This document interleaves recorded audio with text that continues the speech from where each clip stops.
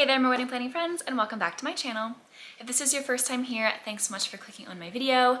I'm Emily Summer. I'm a wedding planner based in Montana, and I make weekly videos on wedding planning tips and advice. Today's video, we're going to talk all about wedding florals, and specifically a lot of the common mistakes that couples make when it comes to your wedding florals.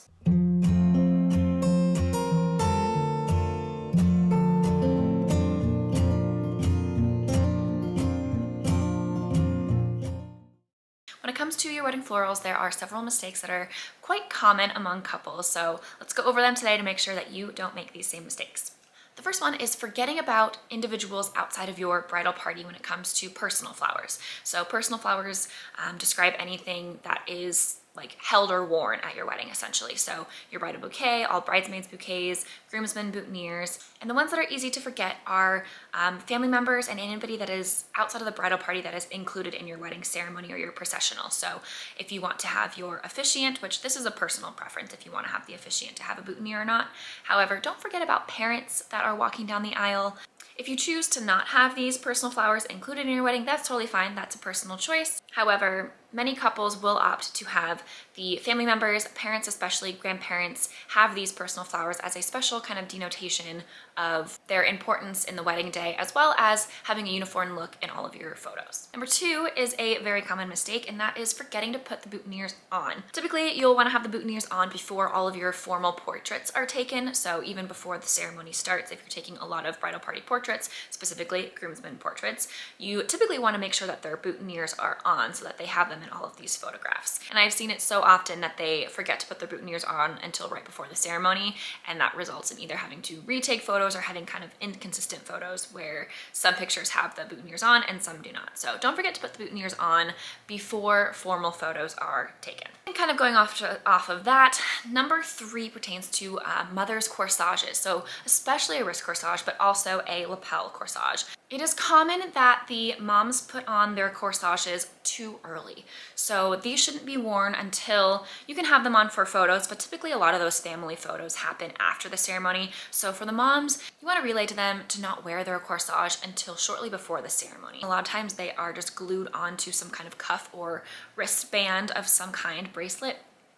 They can be very, very delicate, and I can't tell you how many times I've had to reattach a floral onto a mother's wrist corsage before they even walk down the aisle. So just make sure that moms aren't putting those on too early and that they stay in their protective container that they came in a fridge preferably. Number four is not taking into consideration your location or what's in season. So when it comes to florals, ideally you want to do your best to use flowers that are obviously in season, and potentially found locally or nearby. Not only is this going to help your floral budget, but it's also just a little bit more environmentally friendly, and it's going to kind of flow into the setting of your wedding a little bit better as well and kind of tie everything together. So if you're choosing flowers, if your inspiration photos are all of florals that are not local to where you're getting married or are not in season, this is going to skyrocket your price and you're running the risk of it looking a little bit out of place at your wedding. Number five, having unrealistic expectations or trying to copy a photo that you've seen. So it's great to have inspiration photos when it comes to meeting with your florist and having those floral consultations, but they should be just that, just inspiration. You should never want to completely copy a floral arrangement that you see for a number of reasons. Primarily because you want your florals to be special to your wedding day, and you're hiring your florist because they are an artist, and likely the florist that you chose has a very specific artistic style. There are different types of styles when it comes to florals, and you don't want to pigeonhole your florist into one specific type of arrangement. Additionally, it's very, very difficult to completely copy a floral arrangement because flowers are part of nature. They're wild, they're living things. They are not identical. They're not going to look exactly like photos that you've seen of those same exact flowers because every flower is a little bit unique. And so you want to make sure that you have realistic expectations when it comes to sharing inspiration photos with your florist. And it's okay to want to kind of emulate a similar vibe, a similar style, similar color palette, similar florals, but just use those photos as inspiration and don't expect anything to come out looking exactly like the photos that you sent to your florist. Number 6, spending too much of your budget in one location or kind of blowing your budget on one thing.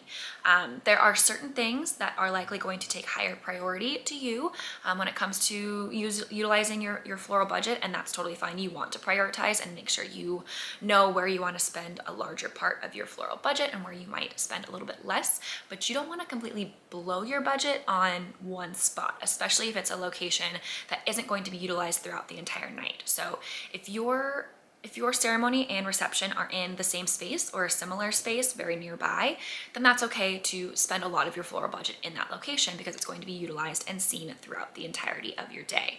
If you have two completely separate locations for ceremony and reception, you're likely going to spend a little bit more money and have more arrangements in your reception space because more time and photos will be taken there. A mistake that I see a lot, or something that I see couples regret, is spending so much money on their ceremony florals, like doing some big extravagant arch or really extravagant aisle florals, and then not having as much money to spend elsewhere, because while that makes beautiful photos and it's beautiful for your guests to see during your ceremony, it's only going to be utilized and seen for about 20 minutes. So if you're somebody that really, really wants these big, beautiful installations for your ceremony, I highly recommend using that location to take all of your formal portraits. That way you're at least utilizing the space, and those florals are going to be used more than just during your ceremony. Something I highly recommend is, if you do want to have a lot of florals in your ceremony, have them be pieces that you can repurpose. So rather than having them, if you're getting married outside, rather than having them directly into the ground, you can have them in, if you want them to still look like they're coming out of the ground, you can just have them in meadow arrangements and talk to your florist about making sure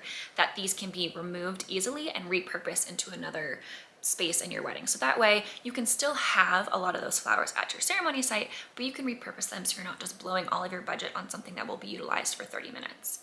And finally, number 7 is not drying your bouquet stems before holding them. Your bouquets will likely be delivered to you in a vase with water, and when they're not being used in photographs, you want to keep your bouquet in that vase of water as much as possible, because your bouquets and your bridesmaids' bouquets are going to be used a lot throughout the day, and when they're just a bouquet, they have no source of water. They're obviously cut stems, so there's no source of nutrients and water to keep them thriving throughout the entire day, especially if it's a hot summer day when they're going to be outside. It's going to wilt very quickly, so you want to keep them in those vases when they're not being used.